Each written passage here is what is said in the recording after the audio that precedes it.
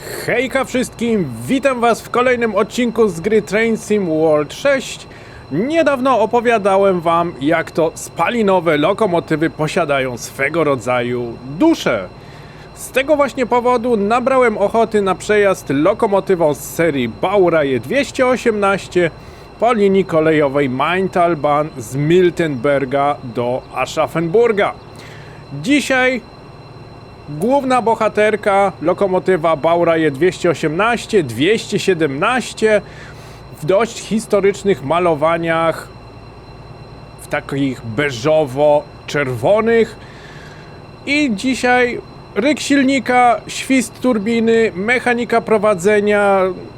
To tylko kilka elementów, które będą nam dzisiaj towarzyszyć. Do tego oczywiście pociąg pasażerski. Będziemy się zatrzymywać na kilku stacjach i będziemy podejmować pasażerów. Pierwsze co, przygotujmy maszynę do jazdy, nastawnik kierunku, do przodu.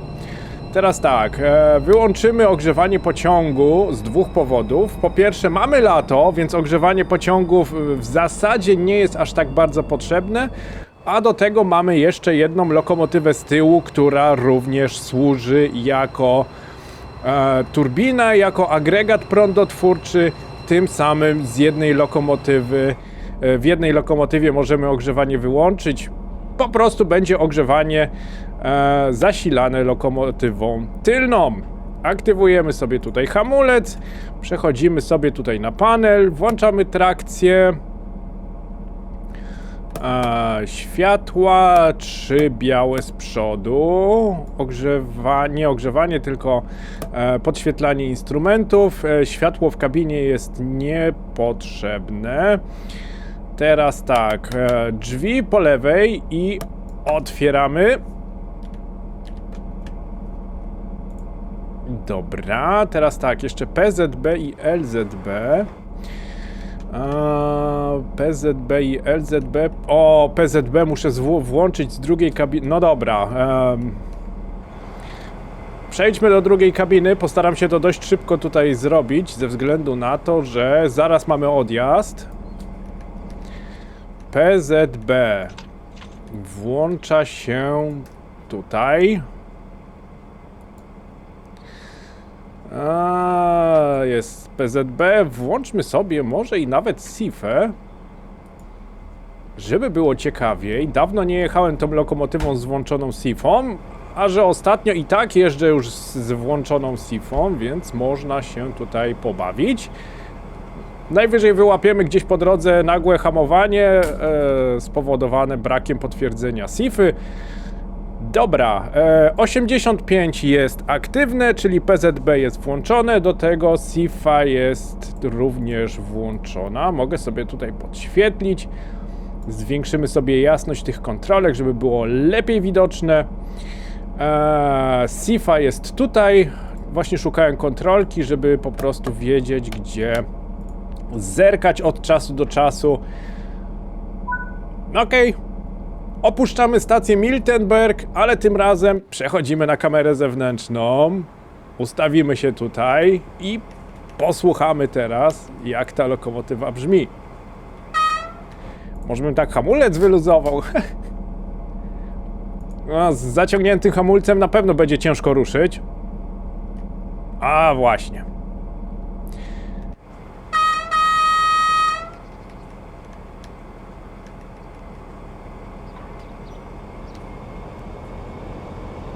O, to jest to!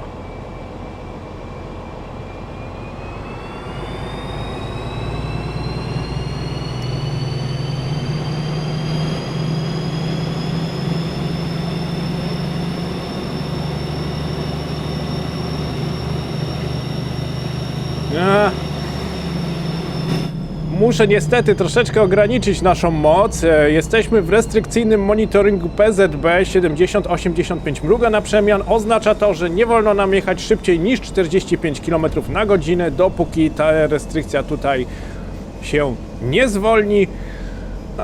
Mamy dwie lokomotywy, bardzo dużo mocy i czuwak, który będzie się tutaj upominał. Także Podelektujemy się po drodze jeszcze rykiem silnika. Jedna z fajniejszych lokomotyw. Bardzo się cieszę, że 218 trafiła do gry. Jedna z najważniejszych lokomotyw, jeżeli chodzi o niemieckie kolejnictwo. Jest to lokomotywa, która zaczęła przejmować składy, które były ciągnięte lokomotywami parowymi. I lokomotywa, która jest również widoczna w dzisiejszych czasach na liniach kolejowych. Sam osobiście ostatnio widziałem 218. Stałem na przejeździe kolejowym, akurat wracałem z pracy i po prostu stałem na przejeździe kolejowym, a że farta miałem i stałem jako pierwszy, to mogłem właśnie 218 podziwiać, jak minęła mnie z pociągiem towarowym. Także mogę Was zagwarantować, że 218 jest widziana do dzisiaj. Większość tych lokomotyw na 100% jest już u prywatnych firm. Prywaciarze kupili jednostki, które po prostu nadawały się do tego. Deutsche Bahn czy ma 218? Chyba jeszcze jakieś ma. Jest tutaj sporo linii kolejowych, które nie są jeszcze zelektryfikowane. Także 218 można jeszcze spotkać. Akurat nie wiem, czy w tym malowaniu jest to bardzo charakterystyczne malowanie kremowo, takie bordowe. Jest to malowanie pociągów TEE, czyli Trans-European Express. A w skrócie T, jak herbata z angielskiego. Tu muszę uważać, bo przed nami semafor wieloodcinkowy, świecący się na pomarańczowo, czyli kolejny semafor jest na stój i od tego semafora wolno nam jechać 50 km na godzinę. Musimy ten semafor oczywiście potwierdzić, ponieważ zapowiada czerwone sygnalizacje. Pierwszy postój. Stacja Kleinheubach. Kleinheubach. O tak. Bauch nie, bo bauch to brzuch, Bach to strumyk. O, przegłos nie w tym miejscu, co potrzeba. I już przychodzi coś innego. Kleinheubach. No dobra. Dlatego 50, bo widzę, że będziemy tutaj kierowani w bok na rozjeździe. Ale nic nie szkodzi. Mamy tutaj wszystko pod kontrolą. Nie mogę tylko przejechać przez czerwony semafor. Byłoby na pewno głupio. Aj. Hamuj, hamuj, bo tu jest restrykcja 500, nie 500, tylko 1000 Hz. Wolno nam maksymalnie jechać 25 km na godzinę. Rio, ogarnij się. Nie wolno tak szybko.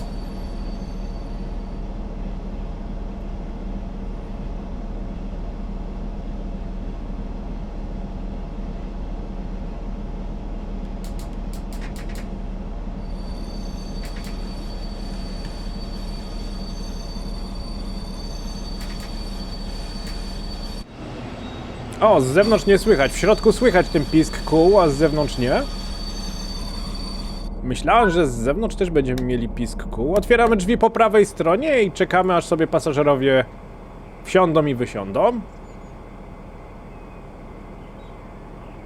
Sporo ludzi. I tu mamy na takim przystanku osobowym więcej ludzi niż na dworcu głównym we Frankfurcie. Oczywiście w grze, bo nie wiem dlaczego, ale niektóre dworce w tej grze naprawdę świecą pustkami, mimo to, że tam powinno się naprawdę bardzo dużo dziać. Jakby nie patrzeć. Dworzec Frankfurt, Lipsk, to są wszystko te największe dworce, które są tutaj w Niemczech. A w grze świecą pustkami. Ale nic nie szkodzi. Pomału sobie ruszamy. A jeszcze nie miałem tego hamulca wyluzowanego, ok. 50 km na godzinę. Magnes 500 Hz musi się wyłączyć. Tam się chyba przejęzyczyłem, bo powiedziałem, że mam restrykcję 1000 Hz, a to nieprawda, restrykcja 500 Hz to było. Chodziło mi o to, że przed czerwonym światłem zawsze jest aktywny magnes 500 Hz, który to nie zezwala nam na szybszą jazdę niż 25 km na godzinę. Nie wiem dlaczego nie załapało, że minąłem semafor. Musimy jechać 25 na godzinę.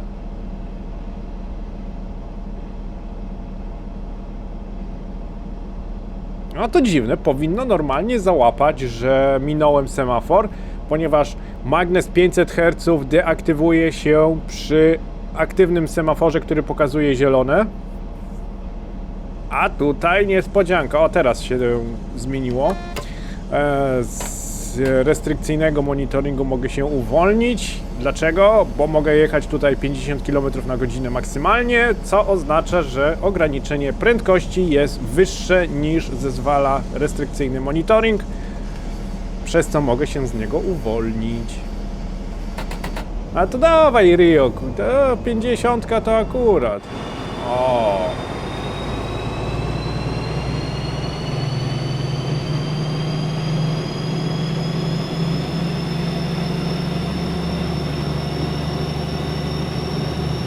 Tu można się rozpędzić. 120, prosta droga, z górki.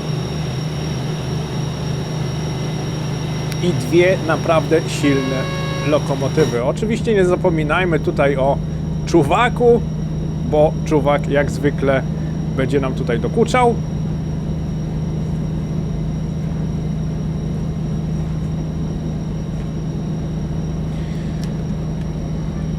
Okej. Dociągniemy tu do 120? Pewnie tak, ale za 2 km mamy tutaj znowu postój, mamy znowu stację. Ja już wrzucę na luz. No to zaraz i tak trzeba będzie hamować. Fajna linia kolejowa, ale no nie jest zelektryfikowana. Chyba ją pokazywałem może ze 2 razy. 2 filmiki na niej robiłem. Raz jechaliśmy właśnie Baureihe 218 w przeciwną stronę i opowiadałem o tym, jak to w Niemczech kursowały pociągi, które były zrobione w sandwich, w taką złożone na kanapkę, o tak bym powiedział, przez co właśnie można było zaoszczędzić trochę czasu. Lokomotywa z tyłu, lokomotywa z przodu. Kiedyś też nie było aż tylu wagonów sterowniczych, przez co składy po prostu albo musiały jechać z jedną lokomotywą i ta lokomotywa musiała być manewrowana z jednego końca na drugi, albo tak jak tutaj mamy skład zrobiony na właśnie tak zwaną kanapkę, na sandwicha, lokomotywa z tyłu, lokomotywa z przodu i po prostu zaoszczędzało to bardzo dużo czasu przy końcowych stacjach. Nie trzeba było manewrować składów. Czy było to takie dobre rozwiązanie, jeżeli chodzi o finansowe? Czy to się bardziej opłacało? No nie wiem. Ja bym tutaj nawet troszeczkę wątpił w to, ze względu na to, że mamy 2 lokomotywy, które pracują, 2 lokomotywy, które są zatankowane i 2 lokomotywy, które cały czas spalają jednak tego diesla. Także nie mogę powiedzieć, żeby to był najbardziej dobre rozwiązanie. Kurczę, ile tu jest ludzi!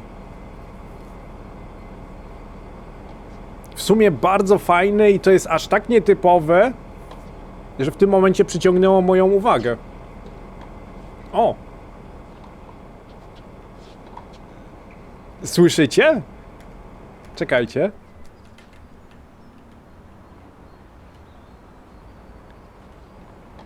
Tu nie słychać, ale tu koło lokomotywy było słychać. O! Jak na kortach w piłę grają, w tenisa. Uuu! Uwielbiam takie detale, to są takie rzeczy, uwielbiam wyszukiwać takich detali, które są gdzieś tutaj pochowane na liniach kolejowych.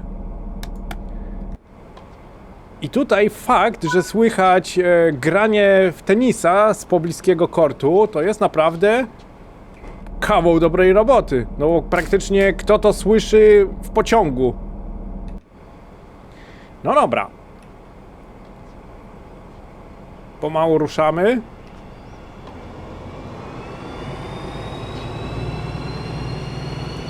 Patrzę, jak się ten wentylator tutaj będzie włączał. O ile w ogóle. Ciekawi mnie właśnie, czy jest on tutaj jakoś od prędkości zaprogramowany, czy jednak nie. Może od temperatury.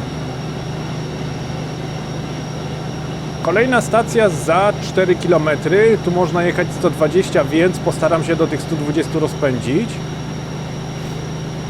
Zobaczmy okiem, jak tu temperatura wygląda. Temperatura jest tutaj... Cicho! Sifa! Teraz temperatura zaczęła rosnąć, tak to była 50 stopni i jeszcze się nic nie dzieje. Tutaj jest strzałka od temperatury. W zasadzie te trzy tutaj strzałki są od temperatury, ta ostatnia jest od obrotów. No i zobaczymy, czy coś się zmieni. Ciekawi mnie, czy jest ten wentylator... A tu jest tu z tyłu się... Z tyłu działa, a tu u nas jeszcze nie bardzo. Może nie potrzebuje lokomotywa aż takiego przepływu powietrza, może lokomotywa jest jeszcze zimna. Też możliwe. Dopiero co odpaliliśmy maszynę, bo jak na lokomotywę 50 czy 60 stopni to uważam i tak niedużo. Biorąc pod uwagę, jak samochód szybko się rozgrzewa i jak samochód ma swoją temperaturę pracy około 90 stopni, no to 50 stopni na taką dużą lokomotywę, no to jest to już coś innego. Jadę przede wszystkim za szybko i mamy tutaj ograniczenie prędkości do 60. Tarcza ostrzegawcza mruga pod spodem cyfra 6. Potwierdzamy i hamujemy, ponieważ od następnego semafora wolno nam jechać 60 km na godzinę. Hamuj, hamuj, hamuj, bo to do prędkości kontrolnej trzeba tutaj wyhamować. Prędkość kontrolną, już to kilkukrotnie powtarzałem, jak potwierdzamy PZB, potwierdzamy jakiekolwiek ograniczenie prędkości, zapowiedź ograniczenia prędkości, włącza się restrykcja 1000 Hz, mruga kontrolka 85 i po potwierdzeniu mamy 20 sekund, około 20 sekund na wyhamowanie do właśnie 85 km na godzinę. Jeżeli w tych 20 sekundach nie wyhamujemy do 85 km na godzinę, mamy po hamulcach. Wtedy się włącza hamowanie nagłe i musimy czekać, aż pociąg się zatrzyma, dopiero można z niego wyjść. Oczywiście z nagłego hamowania, z pociągu raczej nie. Tam mieliśmy semafor wjazdowy z prędkością 60 km na godzinę, wjazd podany bez wyjazdu, przed nami czerwony semafor, znowu jesteśmy ściągani na bok.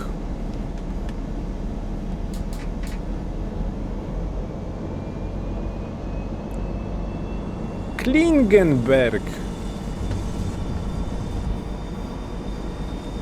O, trochę za szybko podjeżdżam. Ostatnio jeździłem bardzo dużo lokomotywą Baureihe 147, tą najnowszą lokomotywą, jaka wyszła do gry. Tamta lokomotywa ma naprawdę hamulce brzytwa. I szczerze mówiąc, troszeczkę się odzwyczaiłem do tych hamulców, które tak troszeczkę z opóźnieniem działają. Bo widzę, że mam takie dziwne wrażenie, że nie dohamuję. Czyżby przez to, że jedziemy malowaną lokomotywą, wentylator by nie działał? Bo z tyłu wentylator jak najbardziej hula, nie? Z tyłu się kręci ten wentylator, a z przodu U nas raczej nie. No nic, trudno. Nie ta kamera, ta. Zobaczcie, ile tu jest ludzi, no niewiarygodne. Żeby na wszystkich stacjach tyle ludzi było, to ta gra na pewno nie odczuwałaby się taka pusta. Ostatnio jechaliśmy przejazdem retro, lokomotywą 204 i tam nie dość, że pociąg był pusty, perony były puste, no to trochę takie do bani. Dobra. Zamykamy drzwi. Sytuacja również się tutaj powtarza, że magnes 500 Hz jest aktywny, co oznacza, że do semafora, czyli normalnie do tego semafora tutaj nie wolno nam jechać szybciej niż 25 km na godzinę. Czekajcie, ma jeszcze hamulec zaciągnięty. O, teraz można. Także delikatnie ruszamy, nie ma co się spieszyć. Zobaczymy, czy tutaj semafor zniweluje 500 Hz. Nie, tu też nie. No to trudno, nie wiem dlaczego. Normalnie semafor powinien te 500 Hz wyłączyć, ale coś tutaj widocznie jest nie tak. W tym momencie się wyłączyło. I teraz tak, mamy znowu restrykcyjny monitoring, 70 i 85 mruga. Jako że wolno mi jechać 60, z restrykcji uwalniamy się i rozpędzamy się w tym momencie do 60.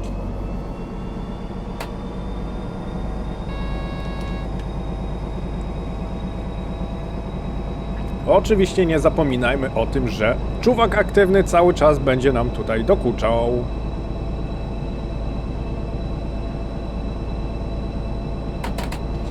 No, myślę, że do tych 60 to się bezproblemowo można tutaj rozpędzić, więc dodajmy trochę więcej mocy.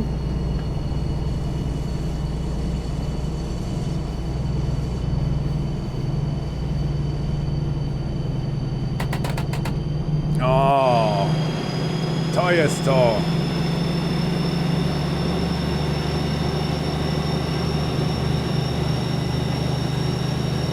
Coś pięknego. Uwielbiam to.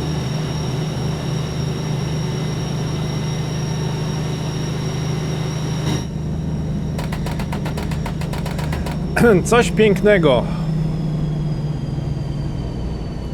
Przed nami kolejny postój. Stacja Wörth.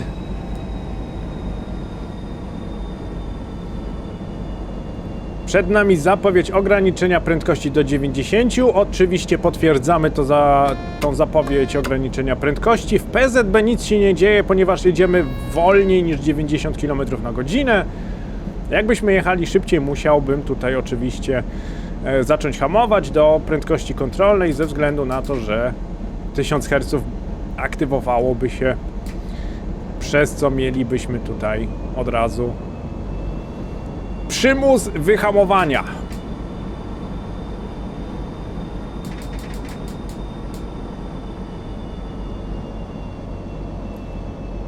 Przejazd niezamknięty, awaria systemu, co to tutaj jest? A potem, bo wypadki na drogach, bo auta wjeżdżają pod pociągi.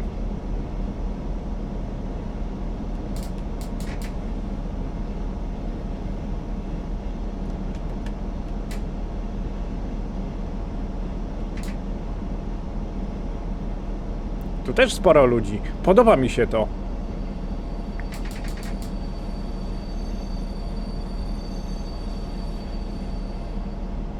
Bardzo mi się to podoba właśnie, że tyle osób tutaj na stacji czeka. Oni nie muszą wsiadać, ale ważne, że widać człowieka, że wiesz, że nie jedziesz pustym. Na minimum mogę tutaj sobie dać. Drzwi w prawo, otwieramy.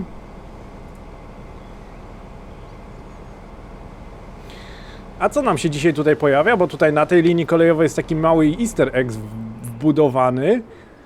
I tutaj można sobie poczytać kilka takich śmiesznych anegdot.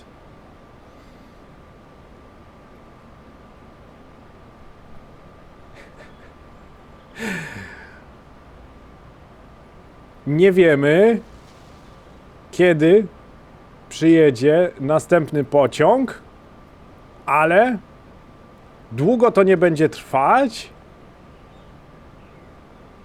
ponieważ szyny już są położone.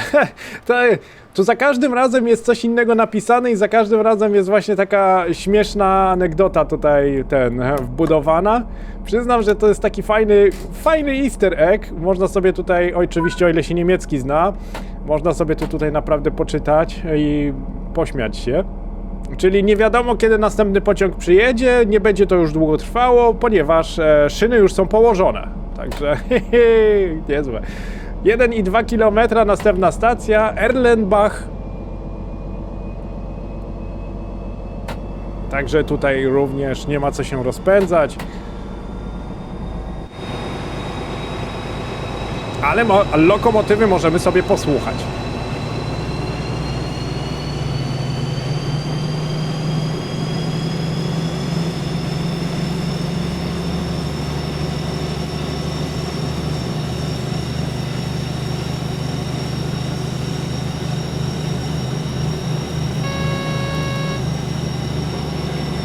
I jeszcze się czuwak włączył. Powiem, że nie jestem przyzwyczajony do jazdy z czuwakiem na tej lokomotywie. Ja ogólnie to tak nie przepadam za czuwakiem, ale czasami na potrzeby filmiku lubię sobie go włączyć. Żeby nie było. Czasami lubię sobie tak sztucznie podnieść troszeczkę poprzeczkę i poziom trudności w tej grze.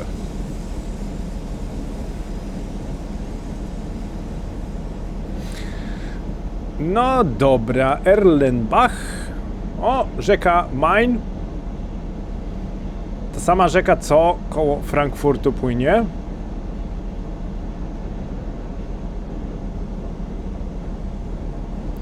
Z tego właśnie powodu nazwa miasta Frankfurt brzmi Frankfurt am Main.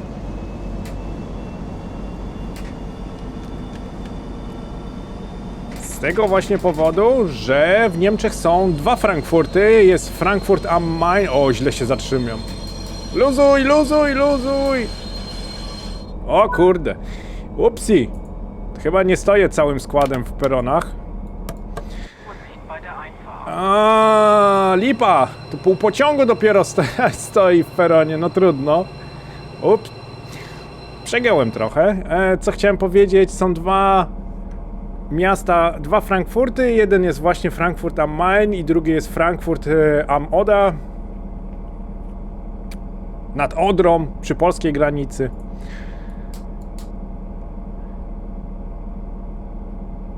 No właśnie się tak zastanawiałem, że to nie będzie bezpieczne wyluzować skład.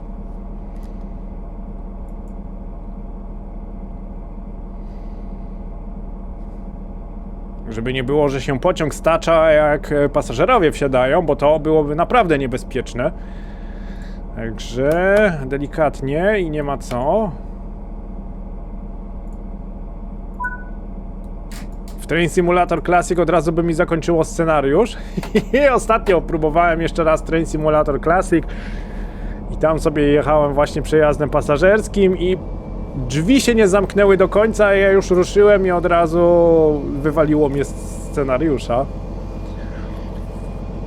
Bywa, bywa.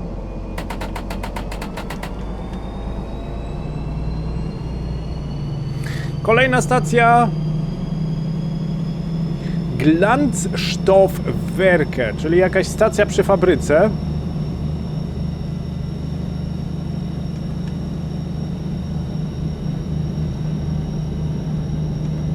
Mi to pasuje. 2,5 km jeszcze. Co do linii kolejowej, linia kolejowa właśnie z Miltenberga do Aschaffenburga. Maintalbahn. Linia kolejowa jest dość fajna, ale jak zwykle mam to ale, nie? Jest bardzo ograniczona. Jest to niezelektryfikowana linia kolejowa, przez co mogą po niej jeździć tylko i wyłącznie lokomotywy, tudzież jednostki trakcyjne spalinowe. A że nie mamy tak dużo tych lokomotyw spalinowych, więc wybór lokomotyw na tej linii kolejowej jest, no powiedzmy, dość mały. Nawet lokomotywa BR-294, która była w wersji Deluxe, też nie jest tutaj dostępna w rozkładzie jazdy, co też mnie troszeczkę drażni, troszeczkę mnie denerwuje. Przed nami tarcza ostrzegawcza świecąca się na zielono i pomarańczowo. Jest to zapowiedź ograniczenia prędkości do 40 km na godzinę. No potwierdziłem, kurde, no... Może za krótko przytrzymałem, bo i był sygnał dźwiękowy i wszystko. No dobra, trudno. Także linia kolejowa jest fajnie zrobiona, można sobie tutaj naprawdę dość szybko pojeździć, ograniczenie do 120 jest tutaj praktycznie przez całą drogę. No ale tutaj jest właśnie problem z tym, że nie można tutaj jeździć wszystkimi lokomotywami. Jest to niezelektryfikowana linia kolejowa, więc jak mają tutaj lokomotywy elektryczne tędy kursować? No nie idzie. Ale chociaż mogli tutaj, nie wiem, w jakiś sposób włączyć, żeby jeszcze 294 tędy jeździła, albo 204 też byłaby dobra. No niestety ich nie ma. Są dwa rozkłady jazdy, jeden rozkład jazdy jest zwykły tutaj dodany do tej linii kolejowej, drugi rozkład jazdy jest dodany do lokomotywy Baureihe 218. Po zakupie 218 powinien wam się tutaj osobny rozkład jazdy pokazać właśnie z tą lokomotywą. My właśnie jedziemy taki rozkład jazdy. My tu mamy 4 minuty spóźnienia, to też kurczę niezbyt fajnie. No ale niektóre rozkłady jazdy w tej grze ja już się wielokrotnie skarżyłem na ten problem. Niektóre rozkłady jazdy są tutaj tak ciasno zrobione, że praktycznie nie ma tutaj ani miejsca na jakąkolwiek zabawę, ani nie ma tutaj miejsca na włączone systemy bezpieczeństwa. Jakby nie patrzeć, systemy bezpieczeństwa nas również hamują. Restrykcja 45 km na godzinę, prędkość maksymalna przy innym monitoringu.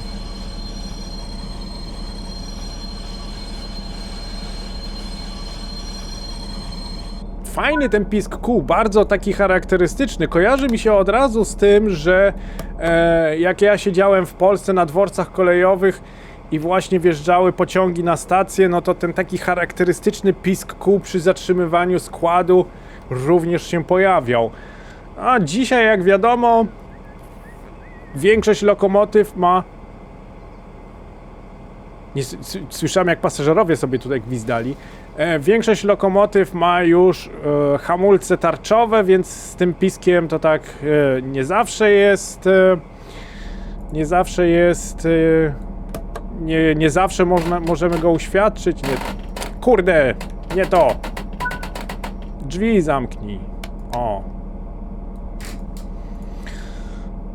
I właśnie dość nietypowy pisk kół i ten pisk też jest takim dodatkiem właśnie bardzo charakterystyczny dla starego, dawnego kolejnictwa, o tak bym powiedział. Przed nami wyjazd mówiący o tym, że maksymalna prędkość 40 km na godzinę, pod spodem tarcza ostrzegawcza świecąca się dwoma światłami pomarańczowymi. Wyjazd mamy tutaj podany, ale następny semafor jest na stój. A teraz zadziałało. Może za krótko klawisz trzymałem. Też jest możliwe.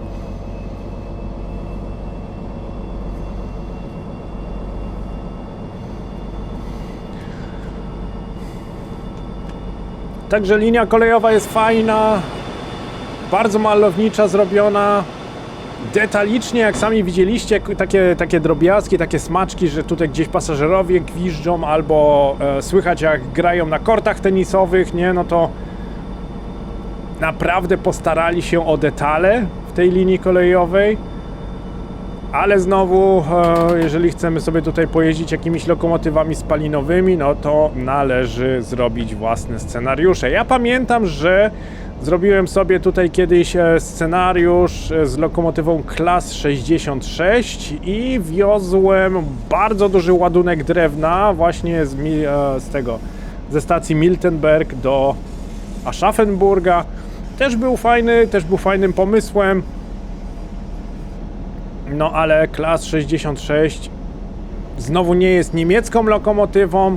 Fajnie by było, gdyby wzięli i Klas 66, że tak powiem, zgermanizowali, czyli dodali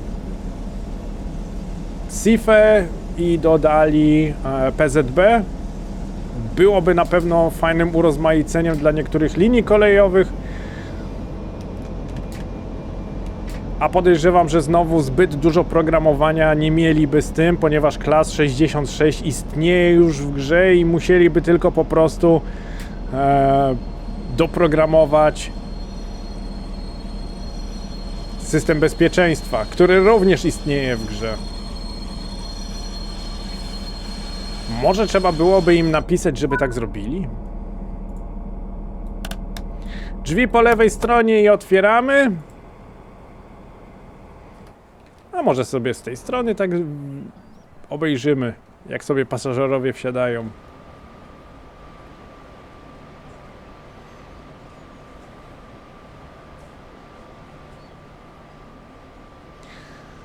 Regionalbahn 88 do Aschaffenburga.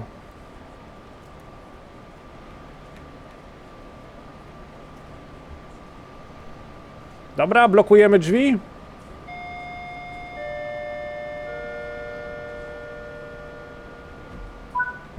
Ten charakterystyczny dźwięk zamykanych drzwi też jest super. Uwielbiam ten dźwięk. Nie wiem dlaczego, ale właśnie ten taki trzydźwiękowy sound właśnie zamykanych drzwi też bardzo lubię. Delikatnie ruszamy, mamy 500 Hz aktywne, nie możemy jechać szybciej niż 25 km na godzinę, bo inaczej wyłapiemy nagłe hamowanie. Normalnie to te 500 Hz powinno być wyłączone przy następnym zielonym semaforze. Zobaczymy, czy tak też się stanie.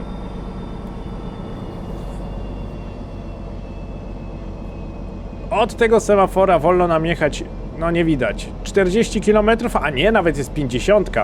Zielony i pomarańczowy semafor mówi, że normalnie 40 na godzinę, ale jeżeli mamy znak z ograniczeniem prędkości nad semaforem, oznacza to, że od tego miejsca ograniczenie jest troszeczkę podniesione i możemy się do 50 rozpędzić. Tutaj zadziałało prawidłowo, jak widzieliście, po minięciu semafora 500 Hz się zdeaktywowało i w tym momencie możemy się do 50 na godzinę rozpędzić.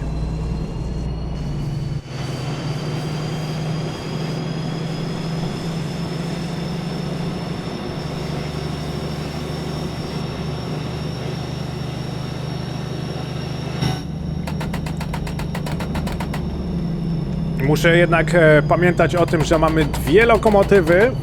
Dwie lokomotywy są naprawdę bardzo silne, jeżeli chodzi o tak króciutki skład pasażerski. Także delikatnie.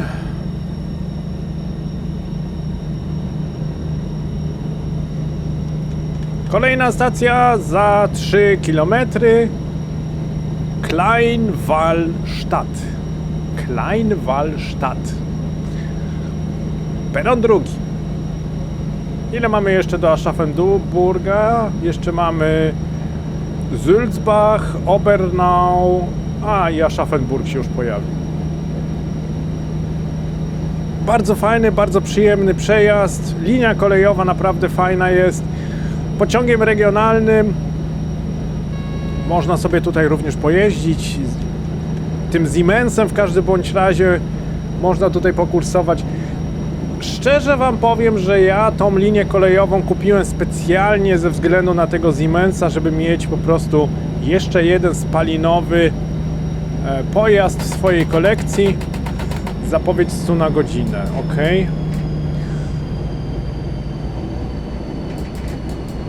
Często po tej linii kolejowej nie jeżdżę. Naprawdę jeżdżę tutaj sporadycznie. Ale to tylko dlatego, że ja na przykład bardzo lubię nowoczesne lokomotywy i lokomotywy elektryczne. Tak jak ten Vectron, Baura jest 145, Baura jest 147. Przed nami wjazd podany bez wyjazdu. 2 pomarańczowe światło na tarczy ostrzegawczej mówią zawsze, że kolejny semafor jest na stój.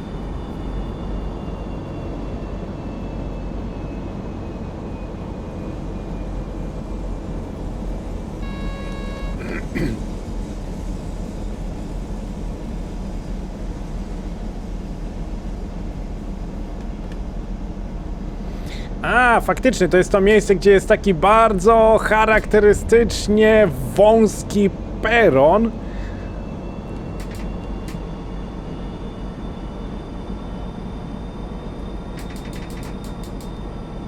Sam osobiście już taki peron widziałem.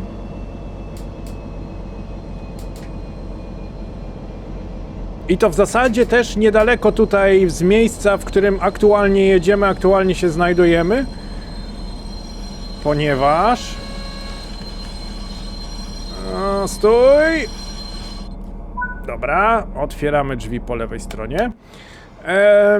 Niedaleko Aschaffenburga, za Aschaffenburgiem kolejna stacja jest miasto Stockheim am Main.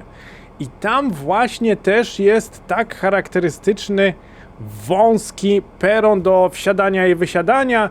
Ten peron nawet jest tutaj ograniczony szlabanami, czyli praktycznie jak pociąg wjeżdża z drugiej strony i nie zatrzymuje się tutaj, to ten peron jest naprawdę zabezpieczony przed tym, żeby na niego nie wejść. Takie dość nietypowe rozwiązanie. Peron tylko i wyłącznie ten peron jest tylko dostępny podczas wsiadania i wysiadania, jeżeli się przy nim zatrzymuje jakiś pociąg, a normalnie na ten peron nie można wejść. Także bardzo ciekawe rozwiązanie i bardzo nietypowe.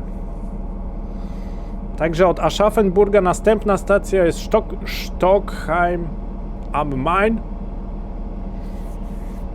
Byłem tam na szkoleniu zawodowym, miałem hotel 500 metrów od dworca głównego i praktycznie linia kolejowa tam jest jedną z najbardziej ruchliwych linii kolejowych w Niemczech i uwierzcie mi, co 5 minut jedzie jakiś pociąg i to nie jedzie sobie pociąg regionalny, tylko jedzie naprawdę bardzo długi pociąg towarowy, różnego rodzaju Intercity Express, no miodzio dla osób interesujących się kolejnictwem. Naprawdę super stacja. Stacja z takim lekkim łukiem, gdzie te pociągi w zakręcie się jeszcze tak lekko pochylają. No naprawdę bardzo malowniczo i naprawdę niesamowicie fajnie zrobione. Przed nami czerwony semafor. Zaraz zobaczymy, czy coś przed nami jedzie, czy po prostu wzięła i gra się tutaj zablokowała, bo z tego co ja kojarzę, to na tej linii kolejowej również mam swego rodzaju problemy z czerwonymi semaforami. Tu jest zielone, ale w którą stronę? W przeciwną. Co za tym idzie? Mamy tutaj pociąg, którego nie widzę.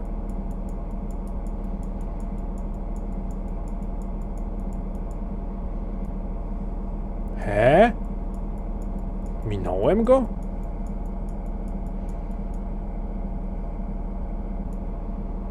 My mamy czerwone. Tu jest semafor, który jest w drugą stronę i ten semafor pokazuje przejazd.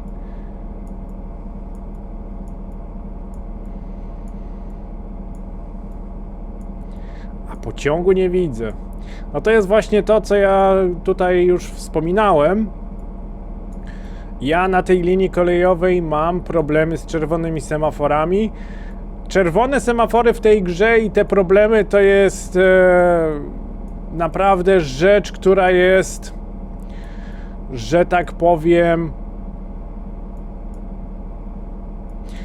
rzecz, która jest dość nietypowa, ponieważ jedni mają te problemy, inni na przykład nie będą mieli tych problemów. Ja tu nie widzę pociągu i przez to, że ten semafor jest tutaj spaprany na zielono, na 100% nie będę mógł ruszyć.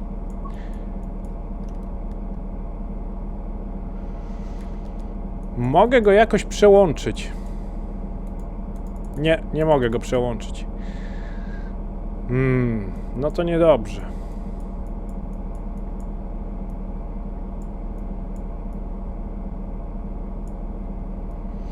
Tutaj jedzie pociąg.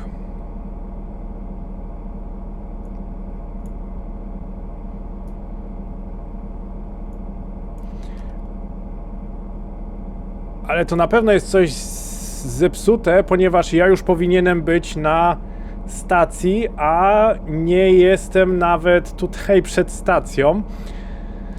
No dobra, to powiem, że poczekamy chwilę i zobaczymy, czy semafor się zmieni.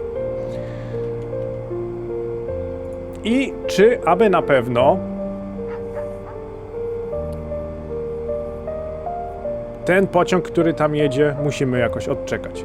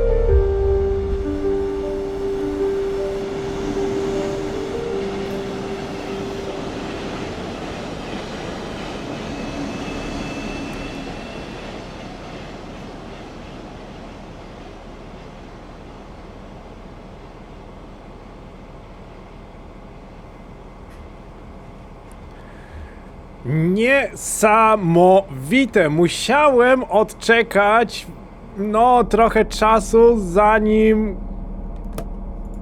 dostaliśmy zielone światło, ale okej. Nie wiem dlaczego w takiej kolejności. Na dworze jest już prawie że ciemno i mamy prawie 20 minut spóźnienia. No, medalu za to na pewno dzisiaj nie będzie.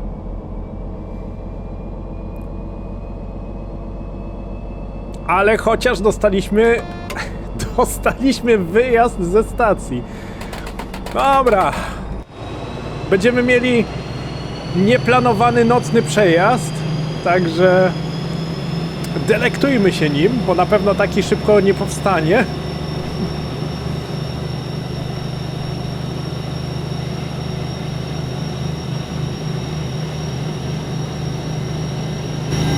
No niesamowite, jak to dziwnie bywa, jak to dziwnie jest torowisko ułożone. Nie wiem, czy to jest z powodu tego, że ja miałem opóźnienie, czy po prostu tak jakoś dziwnie tutaj jest w rozkładzie jazdy ustawiony przejazd. No trudno. W sumie nie planowałem tutaj nocnego przejazdu, ponieważ myślałem, że zmieszczę się tutaj w rozkładzie jazdy i zanim zrobi się ciemno, dojedziemy do Aschaffenburga, a tutaj niespodzianka. Niestety muszę wam powiedzieć, że 218 nie ma jakichś takich fajnych reflektorów z przodu, więc oświetlenie do przodu na pewno będzie dość marne. Ale nic nie szkodzi, jako prawdziwy maszynista, jako wirtualny maszynista nie obawiamy się takich przejazdów, tylko po prostu zaciskamy zęby i jedziemy. Kolejna stacja, Sulzbach, za 3 km. Tego się nie spodziewałem, że będziemy musieli 10 minut odczekać, żeby przepuścić inny pociąg. Naprawdę bardzo nietypowa sytuacja. Ale w sumie cieszę się, że chociaż raz mogłem taką sytuację nagrać. Czasami zdarzają się takie dziwne przygody na torowiskach, ale to zazwyczaj jak prywatnie jeżdżę, przez co też czasami fajne rzeczy, ale no nie jestem w stanie wam pokazać, a tutaj okej, nietypowa sytuacja, jak najbardziej interesująca. Zaraz się tu zatrzymamy. Także mamy przymusowy, nocno-wieczorny, wieczorno-nocny tutaj przejazd.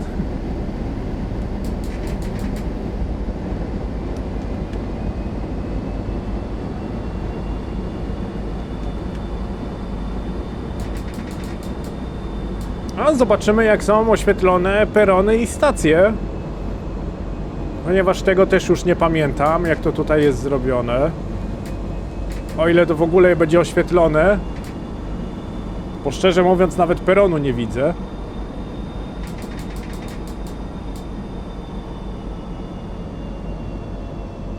Jeszcze światła nie są załączone, a to dziwne.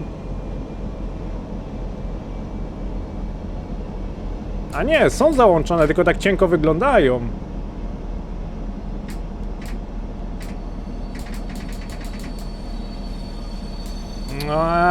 Dawaj, dawaj, dawaj, luzuj! Nie mam gdzieś tu wajchy od tego? Jakieś oświetlenie by się przydało włączyć w takim układzie. 20 minut spóźnienia. Nawet więcej. 22.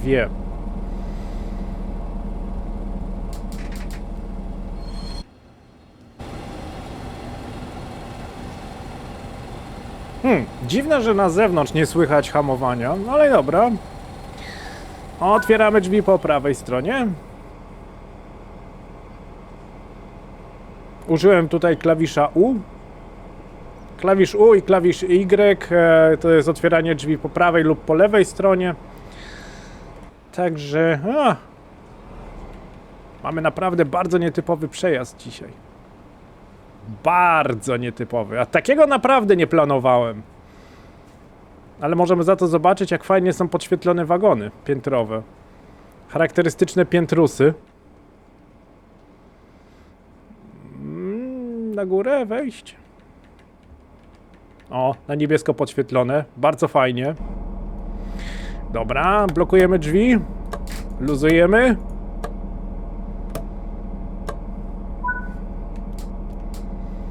Czekamy, aż hamulec wyluzuje do końca.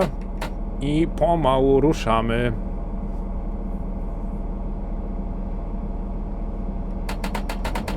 Kolejna stacja za 2 km. Obernau. Dobra.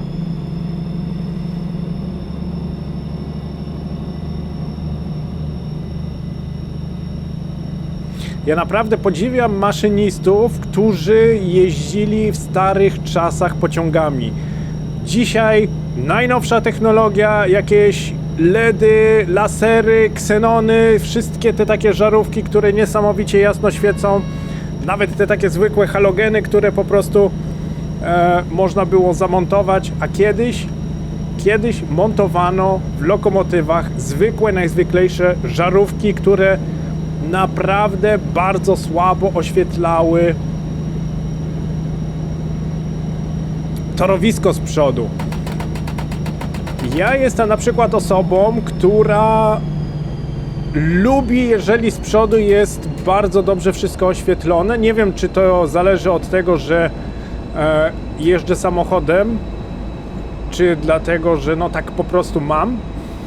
Ale jeżeli właśnie maszyniści, którzy jeździli starymi lokomotywami, mieli cały czas przed sobą czarną ścianę, nic nie widzieli do przodu, nie widzieli otoczenia, nie widzieli znaki, to tak jak tutaj w tym przypadku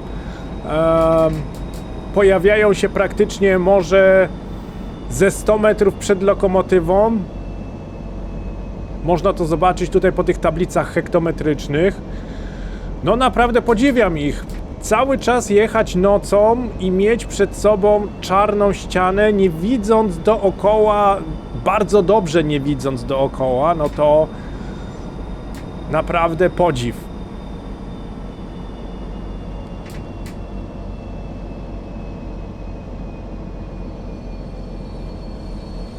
Dzisiaj wszelakiego rodzaju żarówki, LEDy, ksenony, halogeny. Jak lokomotywa walnie długimi, to aż rzepak kwitnie. A kiedyś 3 białe światła z przodu, żarówkowe, nawet jeżeli tutaj przybliżymy, to widać po prostu, że to obsadka żarówki jest i żarówka, taka zwykła żarówka, nie wiem, może ze 60, może ze 100 watów, wkręcona, żeby tylko po prostu było. Nie z tej strony drzwi otworzyłem. Zablokuj z prawej, a powinny być otwarte z lewej. Także podziwiam naprawdę maszynistów kiedyś, tak jak oni naprawdę kiedyś prowadzili pociągi.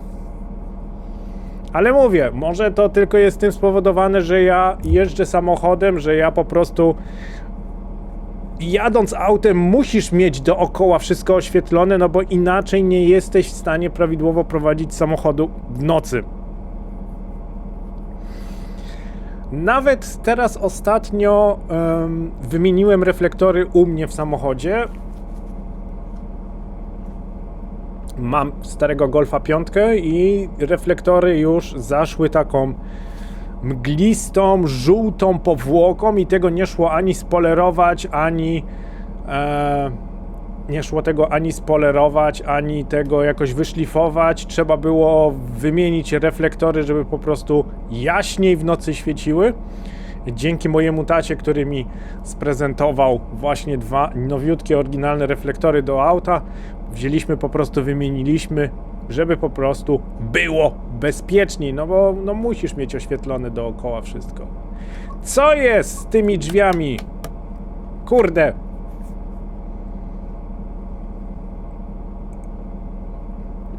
Ja wiem, że my mamy tutaj spóźnienie, ale chciałbym chociaż już dojechać. Okej, chociaż tyle dobrego, że już Aschaffenburg. Od nas już 3 stacje jeszcze tylko zostały, 3 stacje w Aschaffenburgu. No, teraz zablokuj wszystko, luzuj i heja, jazda dalej. Najpierw 2. Może coś trochę tutaj do tej lokomotywy. Pierwsze 2 stopnie tutaj są zaznaczone kółkami, są to stopnie rozruchowe. Powinniśmy z tych 2 stopni ruszyć i jeżeli mamy już tutaj lokomotywę w ruchu, no to wtedy możemy zwiększyć tak do 10 stopnia. Wtedy rozpędzamy się troszeczkę szybciej i tak jak dojedziemy do 40 km na godzinę, możemy wrzucić maksymalny stopień na kole nastawczym. Taka byłaby normalna procedura, prawidłowa procedura rozruchu tej lokomotywy, ale że jesteśmy w grze, jesteśmy w Train Sim World, więc możemy z punktu 0 od razu wrzucić 15 i też się rozpędzimy. Także tutaj nie musicie się zbytnio jakoś zastanawiać, co tu będzie prawidłowo i tak dalej. To jest tylko taka ciekawostka dla Was, taka ciekawostka właśnie jak ta lokomotywa jest zrobiona. Tutaj mamy nawet dokładnie tabelkę, gdzie jest napisane przy jakiej prędkości, jaki stopień na kole nastawczym powinien być wrzucony, także jeżeli Was to interesuje, możecie sobie tutaj po prostu zobaczyć, że przy prędkości 0 jest maksymalnie 12 stopień, przy prędkości 10 na godzinę 13 stopień, przy prędkości 15 na godzinę jest 14 i od 20 km na godzinę nawet można już 15 wrzucić. Przed nami zapowiedź ograniczenia prędkości do 80. Niesamowite, że to 80 to zapowiedź ograniczenia prędkości było praktycznie widać dopiero wtedy, jak Mijał nas ten znak.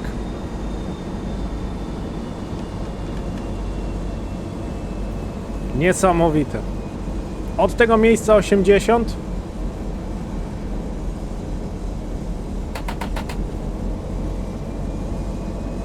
Postaram się utrzymać tą prędkość.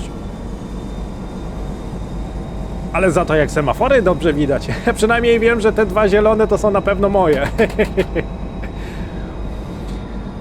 Semafor i tarcza ostrzegawcza na zielono.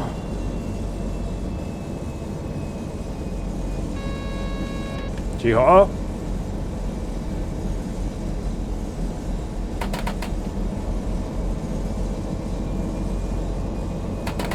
Kurde, no nic nie poradzę, że mam taką porę dnia. Myślałem, że dojadę do tej 19 do Aschaffenburga. Od tego miejsca 100 km na godzinę, maksymalna prędkość szlakowa. Mam nadzieję, że wam nie zepsułem tego przejazdu jakoś właśnie przez to, że przypadkiem jedziemy w nocy. Mało co widać, no ale tak się zdarzyło i taką mam lokomotywę. Jeżeli jechałbym Vectronem, to na pewno nie miałbym problemu z tym, żeby jechać w nocy, no bo Vectron jak rzuci długimi, no to widać dookoła wszystko. Tutaj mamy... Dziwne, że ten semafor jest tutaj aktywny. Nasz jest tutaj zielony z dwoma światłami pomarańczowymi. Wjazd podany bez wyjazdu. Aż dziwne, że ten drugi semafor był włączony. Wjazd podany bez wyjazdu. Kolejny semafor jest na stój.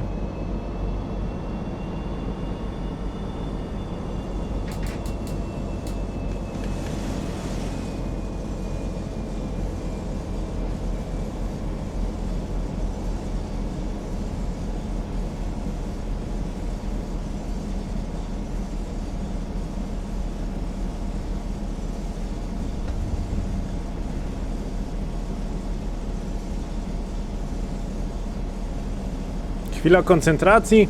Wypatruję tutaj naprawdę ograniczeń prędkości.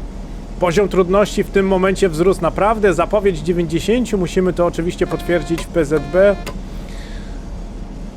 Wszystkie ograniczenia prędkości poniżej 100 km na godzinę, to znaczy zapowiedzi ograniczeń prędkości mniejszych niż 100 km na godzinę należy potwierdzać w PZB, nawet jak jedziemy wolniej niż tą prędkość. Bo jeżeli będziemy zbyt pewni siebie i nie potwierdzimy, możliwe, że dostaniemy nagłe hamowanie.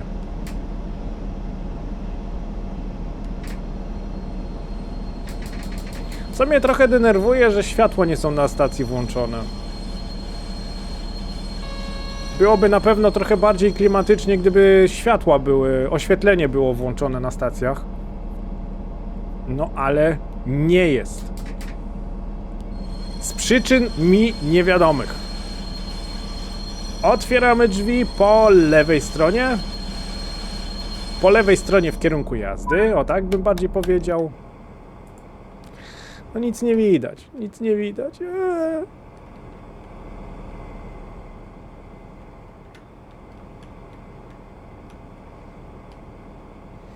Aschaffenburg Süd, czyli Aschaffenburg Południowy.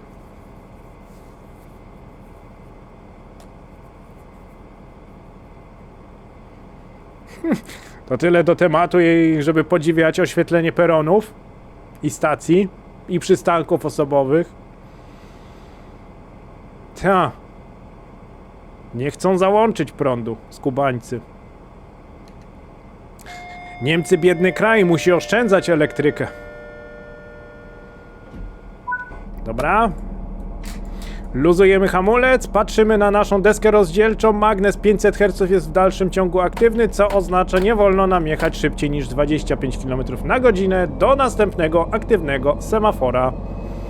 Wyjazd mamy podany, zielone światło tutaj już się świeci.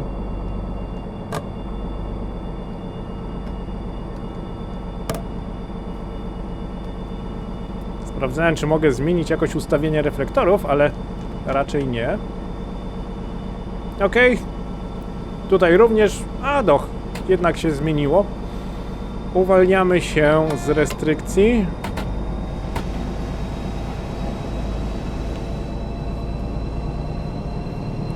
Kolejna stacja Aschaffenburg-Hochschule za 800 metrów. Podejrzewam, że tak do 60 się tutaj rozpędzę i wtedy zaczniemy hamować. Przed nami tarcza ostrzegawcza świecąca się na zielono i pomarańczowo, co oznacza, że od następnego semafora wolno nam jechać 40 km na godzinę. Nawet się nie rozpędzam już. Ten semafor należy potwierdzić w PZB.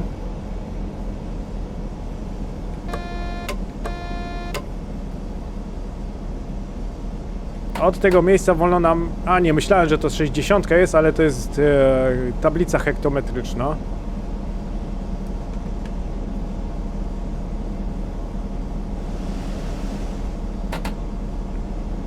Aschaffenburg Hochschule. Czyli Aschaffenburg Szkoła Wyższa. O.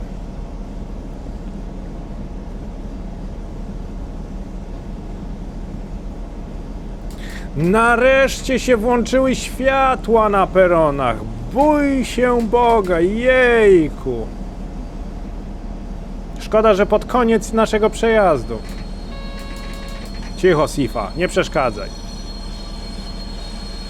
Ale lepiej późno niż wcale. Otwieramy drzwi. Ha!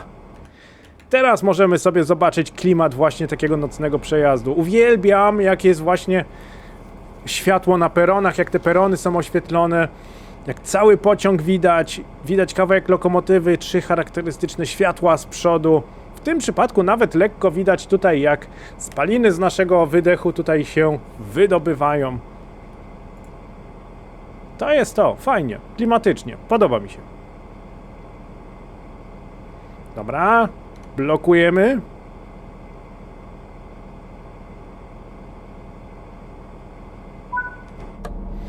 I luzujemy. I jedziemy dalej. Aschaffenburg, platforma, czyli peron 4, dworzec główny w Aschaffenburgu. Nareszcie dojechaliśmy na miejsce. Pamiętajmy, że jesteśmy w restrykcyjnym monitoringu zawsze. Kiedy 70 i 85 mruga na przemian, wolno nam jechać maksymalnie 45 km na godzinę. Chyba że restrykcja się sama z siebie uspokoi. Ja z tej restrykcji w tym momencie wyjść nie mogę, bo nie się świeci magnes 1000 Hz, ale i tak nie ma co wychodzić z tej restrykcji, ponieważ od następnego semafora wolno nam jechać maksymalnie 40. Tarcza ostrzegawcza nam już o tym mówiła. Także ja z tej restrykcji się nie uwalniam.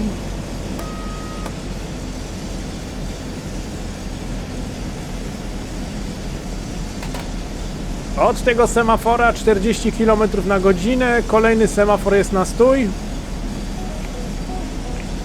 Oczywiście należy to potwierdzić.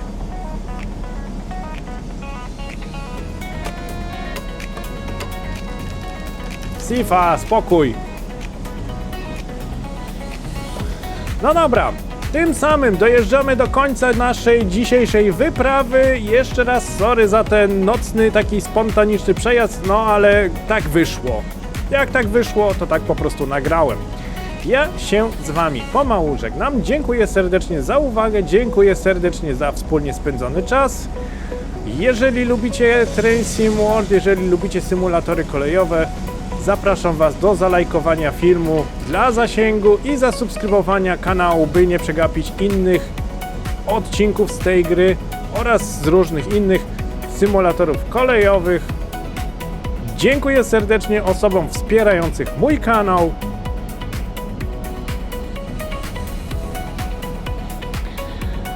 My tutaj mamy jeszcze 600 metrów do zatrzymania się.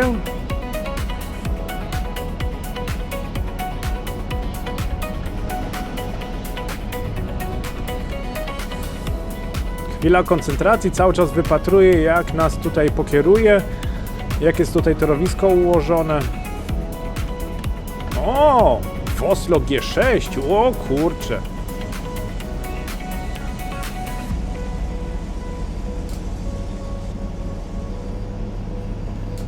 Hamuj.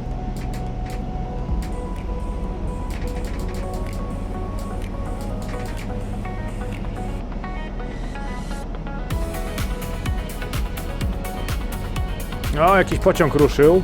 Było słychać, jak hamulce hamulce zluzowały i moc została zadana. Niestety nie widać nic, co to za pociąg był.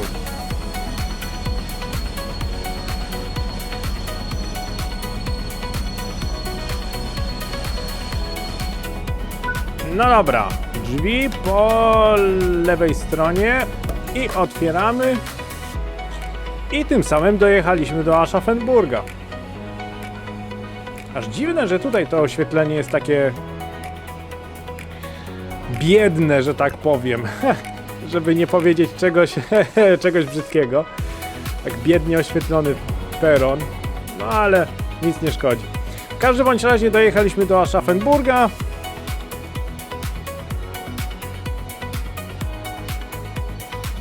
Mamy jeszcze zablokować drzwi. No to zrobimy to. I zobaczymy, jak nam poszło.